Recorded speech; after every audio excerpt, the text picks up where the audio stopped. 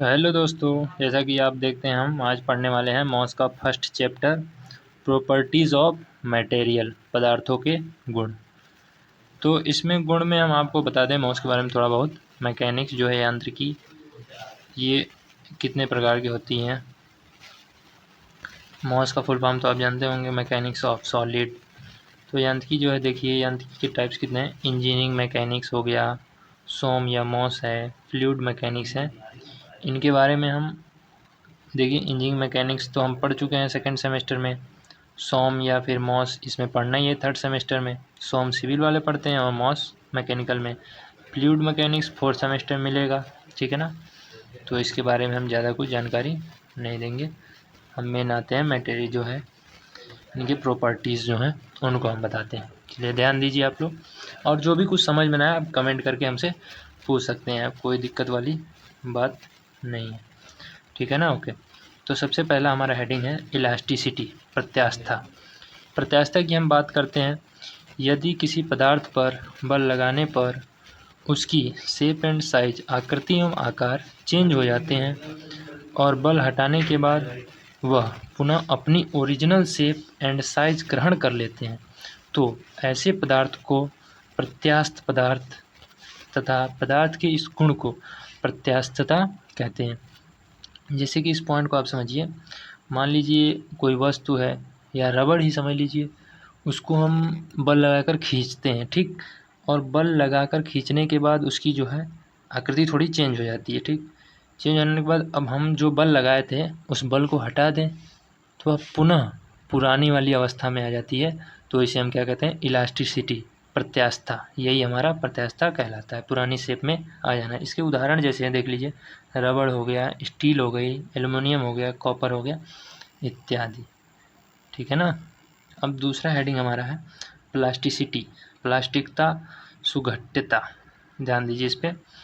यदि किसी पदार्थ पर बल लगाने के बाद उसकी शेप एंड साइज चेंज हो जाए और बल हटाने के बाद वह ओरिजिनल शेप एंड साइज ग्रहण नहीं करती है, तो ऐसे पदार्थ को प्लास्टिक मटेरियल तथा पदार्थ के इस गुण को प्लास्टिसिटी कहते हैं। इसका मतलब है कि यदि आप किसी पदार्थ पे जो है बल लगाते हैं और उसका शेप एंड साइज चेंज हो जाता है, फिर यदि आप बल हटा लेते हैं, जो बल आपने लगाया था वो हटाने के बाद उसका वो जो है पुराने वाले शेप और साइज में नहीं आता है, वो जैसे आपने खींचा उतने पर ही रुक गया, तो इसको कहते हैं हम प्लास्टिसिटी, ठीक है ना। जिसमें इसका उदाहरण हो गया पॉलीथीन है। तो आप प्लास्टिसिटी और इलास्टिसिटी समझ गए ना, दो बातें। अगला हम ध्यान देते हैं थर्ड, इलास्टोप्लास्टिक, प्रत्यास्थता, सुगठ्य पदार्थ। इस पे ध्यान दीजिए। यदि किसी पदार्थ पर बल लगाने से उसकी शेप एंड साइज चेंज हो जाती है और बल हटाने के बाद वह आंशिक रूप से ओरिजिनल शेप एंड साइज ग्रहण कर पाता है, तो ऐसे पदार्थ को इलास्टोप्लास्टिक मटेरियल कहते हैं। इस गुण को इलास्टोप्लास्टिक कहते हैं। जैसे चित्र में देखिए, आप समझने की कोशिश करिए। जैसे कोई पदार्थ है, उस पर हमने बल लगाया तो उसका आकृति तो चेंज हो गया, ठीक। अब उस पर से हम बल हटाते हैं तो मतलब वो पूर्ण रूप से पिछली वाली अवस्था में नहीं आएगा, आंशिक रूप से, मतलब थोड़ा बहुत पीछे आ जाएगा, ठीक है ना। इसको आप ध्यान दीजिए।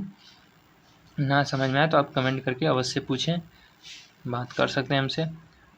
अब अगला हेडिंग हमारा है चौथा, डक्टिलिटी, तन्यता।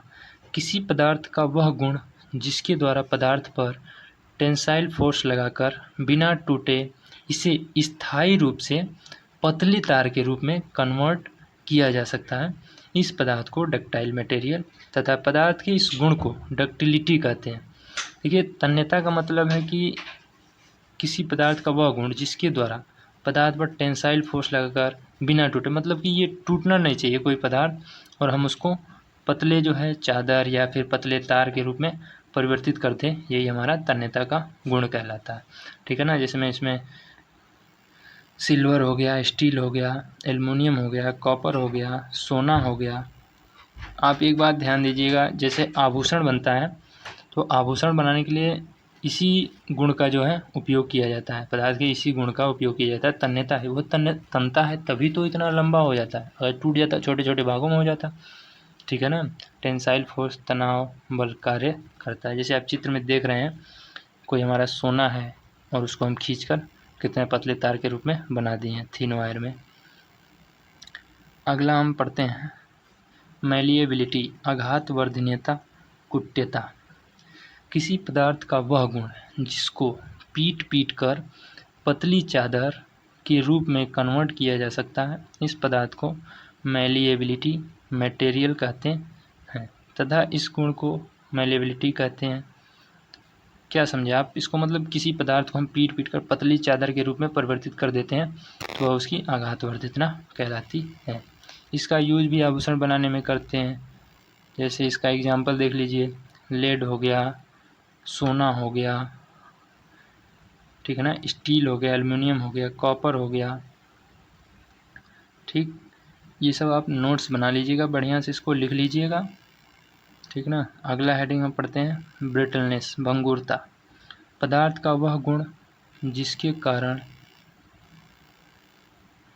किसी पदार्थ पर बल लगाने से वह पदार्थ बिना किसी प्लास्टिक डिफॉर्मेशन, लंबाई में वृद्धि के छोटे छोटे टुकड़ों में टूट जाता है, तो वह पदार्थ ब्रिटल मटेरियल तथा पदार्थ का यह गुण ब्रिटलनेस कहलाता है। ठीक है ना।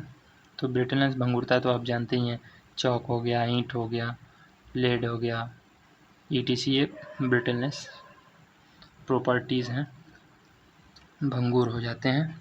ठीक, जैसे ब्रिटल मटेरियल में प्लास्टिक डिफॉर्मेशन 5% से कम होता है। ये सब जेई के क्वेश्चन है, मतलब ध्यान रखेंगे तो कोई दिक्कत नहीं है। डक्टाइल मटेरियल में 5% से अधिक होता है। Rubber is not ductile, it is a brittle material. अब अगला हेडिंग हम पढ़ते हैं हार्डनेस, कठोरता। पदार्थ का वह गुण जिसके कारण वह पदार्थ खुरचने या घिसने का विरोध करता है, कठोरता कहलाता है। ठीक, हीरा हो गया, सब सरल हैं, आप इसको मन से पढ़ेंगे तो सब हो जाएगा, याद हो जाएगा आपको। कड़ापन, चिमड़पन। पदार्थ का वह गुण जिसके कारण वह पदार्थ टूटने से पहले झटका तथा धक्कों का विरोध करता है, झटकों तथा धक्का का विरोध करता है, कड़ापन, चिमड़ापन कहलाता है। Resistance against impact load is called toughness. अब देखिए फ्लेक्सिबिलिटी, नम्यता।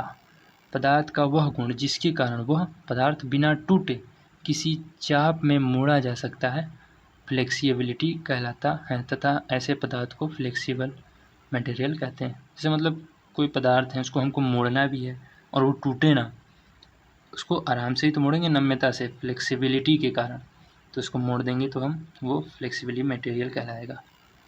अब देखिए अगला है फटीग। फटीग हो गया किसी पदार्थ का वह गुण जिसके द्वारा वह पदार्थ रिवर्सिबल स्ट्रेस, उत्क्रमी प्रतिबल या साइकिल लोडिंग का विरोध करता है, फटीग कहलाता है। फटीग इज अनुक्रमणपाती number of cycle. Creep, creep देख लीजिए आप, जब हम किसी बॉडी पर लंबे समय तक स्थिर भार लगाते हैं तो उस भार के कारण उस बॉडी में होने वाले परमानेंट डिफॉर्मेशन को क्रीप कहते हैं। मतलब भार लगा के हम छोड़ दिए, ये नहीं 2-4 दिन नहीं, कम से कम साल 2 साल तक छोड़ेंगे तो उसमें थोड़ा बहुत लंबाई में उसकी वृद्धि हो जाएगी, तो वही हमारा क्रीप कहलाता है। ठीक है ना। अब देखिए टेंसिटी, किसी पदार्थ के तनाव में टूटने की स्थिति में जितनी अधिकतम प्रतिबल तीव्रता उत्पन्न की जा सकती है उसे पदार्थ की टेंसिटी कहते हैं। ये सब सरल सरल परिभाषाएं आप लिख के आराम से इसको समझ के याद कर लेंगे।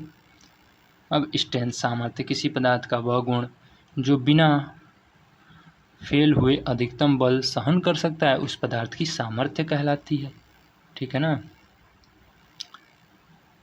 मशीनता, पदार्थ का वह गुण जिसके कारण पदार्थ पर मशीन कार्य आसानी से किया जा सकता है, मशीनेबिलिटी कहलाती है। पदार्थ का वह गुण जिसके कारण पदार्थ पर मशीन कार्य आसानी से किया जा सकता है, मशीनेबिलिटी कहलाता है। ठीक है ना, इसको मशीनेबिलिटी कहा जाता है। ओके दोस्तों, ये वीडियो अब यहीं समाप्त करते हैं। अगले वीडियो में हम बात करेंगे सेकंड चैप्टर प्रतिबल एवं विकृति, stress and strain. Okay, thank you. अगली वीडियो में ज़रूर आए।